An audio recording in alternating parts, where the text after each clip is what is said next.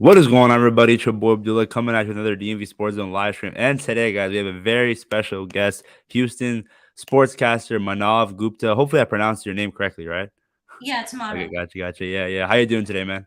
Good. How are you? I appreciate the invite. Of Thank course, you. man. Of course, always good to collab with other sports guys, especially outside of the DMV Sports, we got the Houston Sports. So that's what I want to start off with.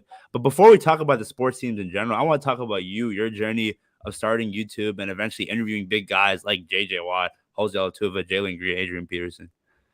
Yeah, it's been really crazy, and sometimes it's kind of surreal that I've been able to talk with some of these guys, and it's just been a whole lot of hard work, and you just really need to believe in yourself that hey, if I work hard, I can talk to these guys, and I can build my channel, and one day I can talk to big players, and that was what my goal was. I got into sports in elementary school, following Houston sports. Watched the Texans a lot, watched the NFL. That was the first sport that I really got into. Mm-hmm. Um, and then started the Rockets, and of course when the Astros were pretty good. It's been quite a roller coaster here in terms of Houston sports. But in high school, that's when I realized that I want to go into the sports media industry. I want to get in the business, and that's what I want to do. So that's when I created my YouTube channel. Initially, I was doing a bunch of predictions like NFL predictions or NBA predictions and stuff like that. Just talking about the games in general. I really hadn't done any interviews at that point. Mm-hmm. And then I was like, I should probably do some stuff to make my channel a little bit different. And it's always really good to interview people. And that's a really important skill. Interviewing is something that is very important. And you need to learn, and everyone really should know how to do it, especially if you're in sports. And that's when I realized that, hey, maybe I should reach out to people on social media. And that's what I started doing, just sharing my story with everyone who I might want to have on my channel. And Rich Eisen was luckily the first person who responded. And he was more than happy to come on my show. And, once you get that first interview, you can really start building off of it. Mm-hmm. And you get confidence. And then, when you reach out to other people, you can be like, hey, I've talked to these people before.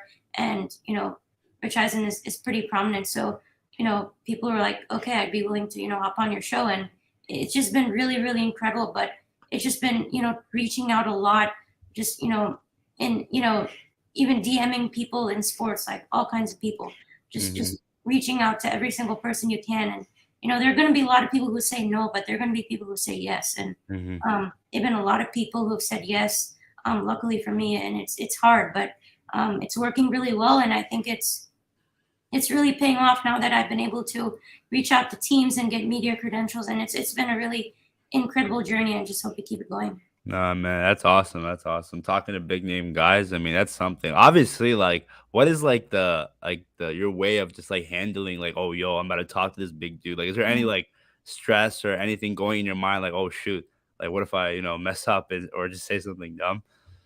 Yeah, I don't think I haven't really gotten much of that. I feel like I'm so excited to talk with these people. Like, like JJ Watt, for example, he's my most favorite player and in football, and I was so excited to talk to him. I just didn't really get any nerves or with any of these guys. I'm just like I'm really looking forward to talk with them, and you just have to be natural. And even if you make a mistake, it's not the end of the world or anything. Like you Mm-hmm. just move on from it, and it's not going to be like a big deal. But at the end of the day, these are they're humans as well. They're everyone makes mistakes, so it's like you're talking to another person, but they're not going to be so like I don't think it's like going to be a huge deal if you make one mistake or something. So I mean, I just view it as it's such a great opportunity for me. Obviously, you want to do it right, and you want to make them appreciate you, and you want them to think that you've done a good job at it. So yeah, it takes a lot of work, and I make sure that my questions are good, and that I'm everything is smooth in terms of setting up the interviews and stuff. But I'm just super excited to talk with him. I think the only time where it's a little bit difficult is like in-person interviews, because a lot of times I'm not setting those up. It's kind of like just like a spontaneous interaction with these guys. Like I see these guys at an event. There was like a dodgeball event that they were doing here in Houston. It was like a celebrity dodgeball event. So I went there thinking, hey, I might get some interviews, and Tank Dell was there. I just went up to him and asked him, and you have to be ready in those situations, and at a good time when they're not too busy, you'll go up and just ask them, can I interview you? And I think it's been really good. Yeah, man. I think the first guy I like actually had. I don't know if you know the guy. Oh my god, I blank out his name. Dean Blandino, the Yeah. NFL. Yeah, Dean was like actually really nice, and I actually had him a second time. He talked to our sports business club at Virginia Tech. So you really never know who's gonna say yes, man. It would be shocking when you get that response. For sure, Yeah. definitely agree. Yeah, but let's talk about your Houston sports, and we'll start off with the Houston Texans. Overall, your thoughts on the draft pick of CJ Stroud. Do you think he has the capability of leading this franchise? And just overall, what are your thoughts on the current state and the future state of Houston Texans? Yeah, so CJ Stroud is someone here in Houston that everyone is really high on. Everyone is like, hey, we got our quarterback. CJ Stroud is the guy.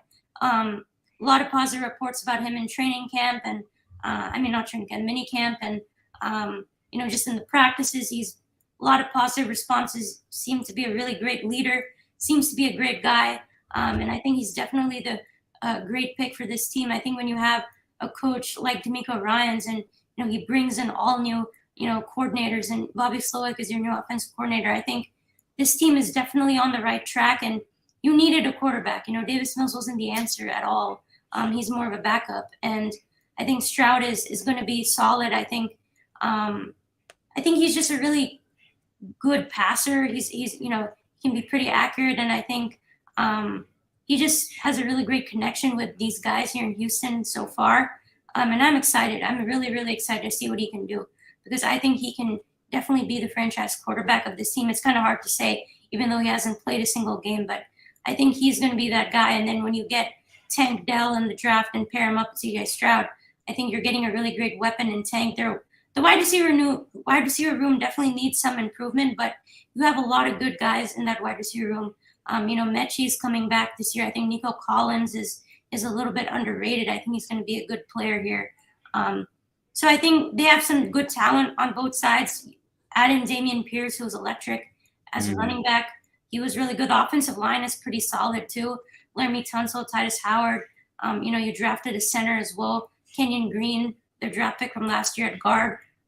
You get a tight end in Dalton Schultz. So they have pieces, and I think they're kind of an underrated team. I think they could be a dark horse team. They could, who knows, they could, I don't know, this might be my biased hope as a fan, but they could kind of be in the playoff race maybe as, like a 7-seed wild card or something. I don't know. That would be pretty impressive. But I think they're going to be a lot better this year. And then defensively, Will Anderson is really, really good. I really like Will Anderson. I think he's the best player in this draft, and I'm super excited about him as a pass rusher. And then you have John Bernard off the edge for the Texans. So they have pieces. It's not like they only have CJ Stroud and like Damian Pierce. They have pieces on both sides. So I think with the new head coach, D'Amico Ryans, I think it's going to be good.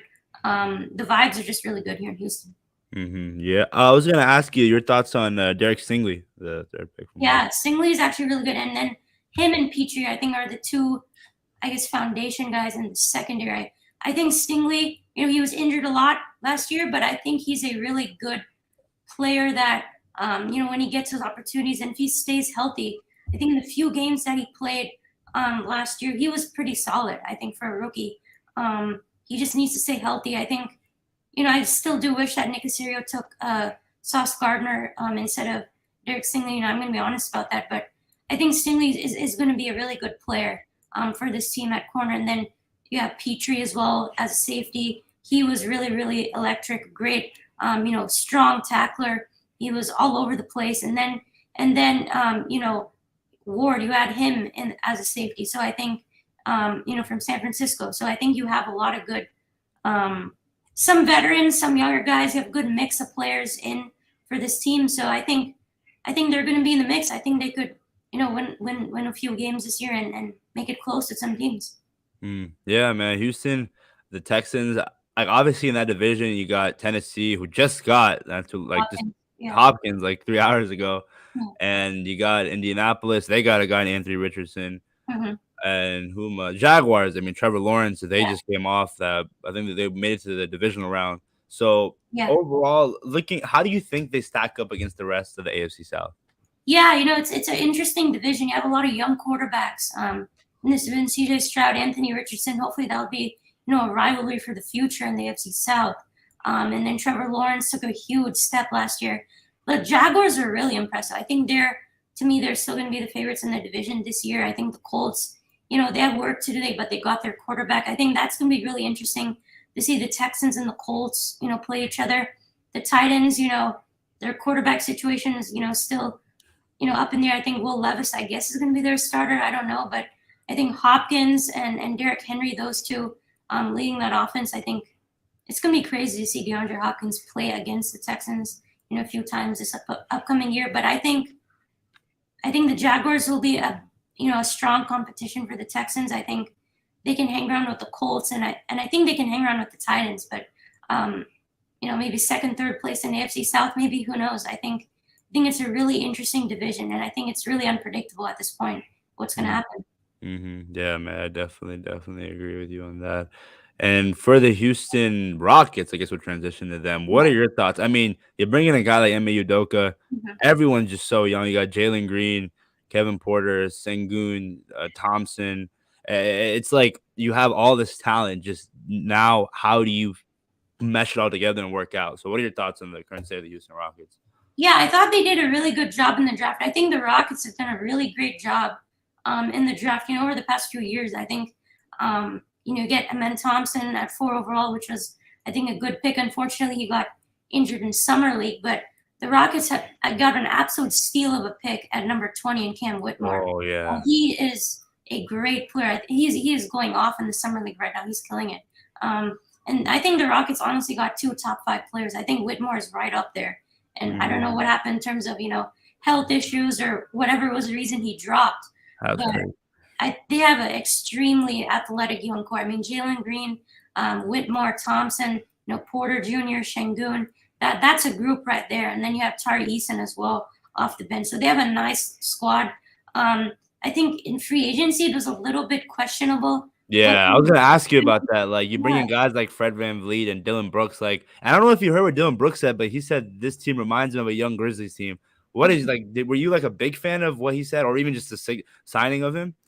I mean, Brooks says a lot of things. I mean, in the playoffs, he said a whole bunch of stuff, but wasn't a huge fan of Dylan Brooks. I mean, to be honest with you, he's a okay player. I mean, it's not like horrible or anything. Yeah, it's not horrible. Yeah, but I think the problem is that contract. I mean, 4 years, $80 million or something. I mean, that is a lot of money to give him. I think that's a little too much for Dylan Brooks. I think if they got him for a cheaper contract, I think okay, fine. It's not a bad idea. I like getting Van Vliet. I think it's good. I think the Rockets did do a lot of overpaying this free agency with both Brooks and Van Vliet's contract, which is huge. But Van Vliet's going to be good as a point guard, going to step right in. I think KPJ is going to be off the bench this year for the Rockets. You need a veteran on this team. I mean, this group is so young. I mean, Whitmore's only 18 and Jalen Green's like 21 or something. I mean, KPJ's 23. He was like the oldest of that young core that they had. So you need some veterans. I think Van Vliet's going to be really good for this team in terms of developing them alongside Jalen Green as a shooting guard. And I think, Jeff Green was a good acquisition for this team. He comes back to the Houston Rockets as a veteran. So you added a few guys here. It's a really interesting group, but I think more so than anything, having Ime Udoka as your head coach, I think that's really going to turn things around here in Houston. You needed discipline. I think with Silas, he was too nice of a guy to really enforce, kind of like a strict routine and get these guys, fully acclimated at the NBA level. I think Udoka is the right guy for this project here in Houston, and I think you have a interesting group of people, players here in Houston, and I think they'll be a lot better. Maybe they might be a number 11, or I don't know. Maybe they could somehow get in a play-in spot. I mean, now that you add a few veterans like Van Vliet, so it's going to be interesting. But I think they got a lot better.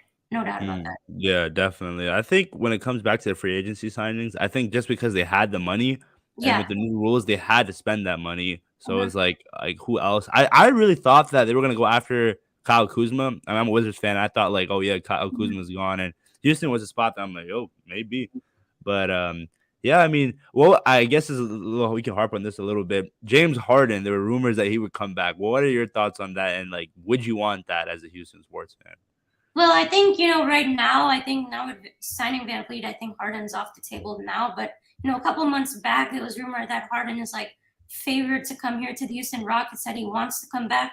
And I was actually okay with it. I think, if he, came back, and I thought it would have been okay for this young group.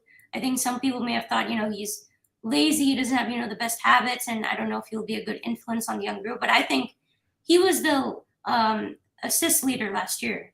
He was really good, and Mm-hmm. he's always been a great passer. I've always thought, Harden's been so, he deserves a lot more respect in terms of passing. He's been so great at that. And he's kind of transitioned more as a player. He used to be a really good, Score. really elite scorer, and now it's kind of like, he's been really good at passing, and I think he would have given these younger guys some really good opportunities and helped run the offense for the team. I think he would have been good, but at the end of the day, it seems like he's going to go back to Philly. A lot of Rockets fans didn't want him back; they wanted to move on, but I was okay if they signed him for like a 2-year deal or something, just like that. I would have been fine, but I think he's going back to the 76ers now, so we'll see what happens with him. Yeah, definitely, definitely. We'll see with that. It was crazy because like seeing Harden's game transition from just Yeah, being a elite scorer to now being a great passer with a guy like Joel Embiid as his yeah. side man. So yeah, and I guess talked about the Houston Rockets, talked about the Texans. We can I guess harp on the Astros. What are your thoughts on the current state of the Houston Astros? Yeah, it's been really, they're the World Series champions, of course, and this year, they're trying to win it again. But it's been a really strange year for them. They've had some really good games. They've had some really bad games. Last night they had a terrible game where they were up 9-3 and 12-9, and they blew it against the Angels. Mhm. So it's been really weird. They've beaten a lot of great teams like the Braves. They've beaten the Dodgers. They've beaten teams here and there, but then they lose for some reason out of nowhere. It's like, their offense has not been as good as last year. But really, the story of the season for the Astros has been like injuries. They don't have Yordan Alvarez. He's been out for he's been out for some time now. Altuve has been in and out of this team. He didn't play for the first few months. Then he got injured again. You have a lot of pitchers on this team that are injured. A couple of starting pitchers. And they just need to get healthy. If they get healthy, this team is going to be really, really dangerous, just like they were last year. As long as they get in the postseason, the Astros are going to be the most dominant threat in baseball, I think, just because of the experience that they have. We know what they can do. Jeremy Pena is yet to play as good as he did in the postseason last year. Alex Bregman hasn't been playing as good. So they just haven't been playing up to their potential. But they're right there. I mean, they're if the season were to end today, they'd make the playoffs.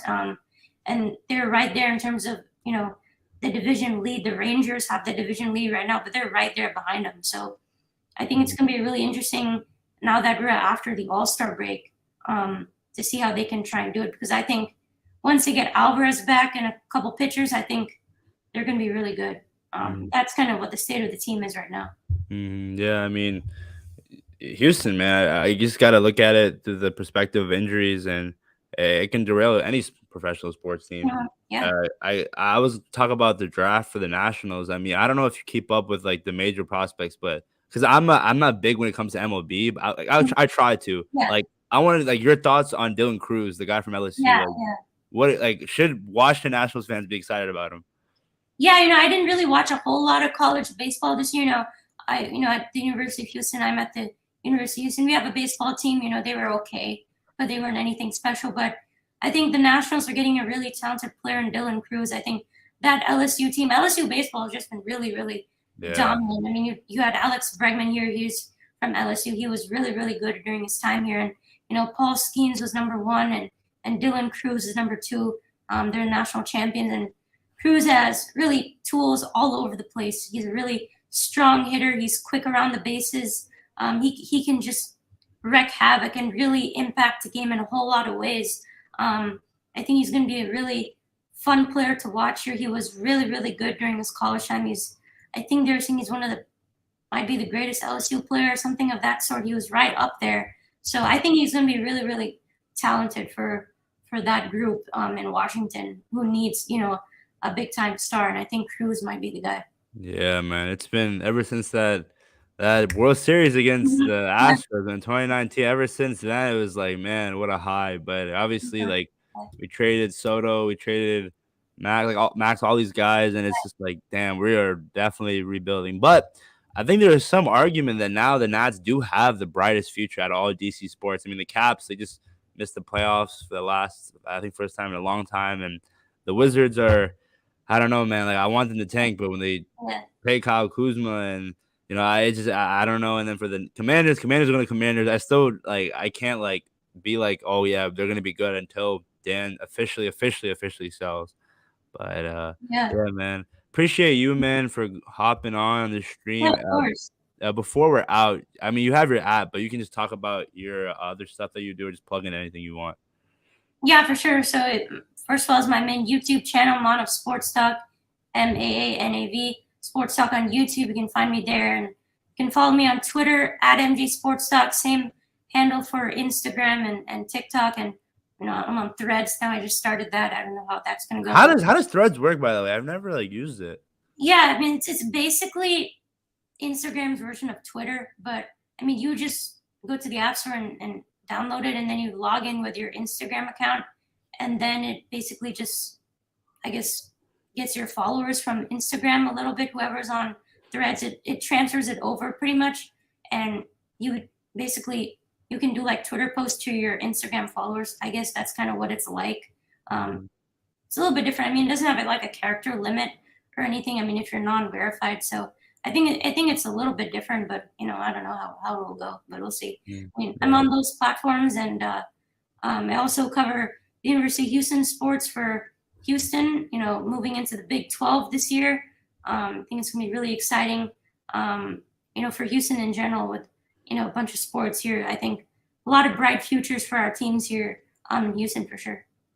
Yeah, man, it's very bright, and we can't wait to see. Hopefully, if there's ever like a time where DC and Houston go against each other, maybe we can get on our stream Yeah. together. Are the Commanders playing the Texans? I don't know. I actually don't know. I know we played last year. That game was so sluggish, but Yeah.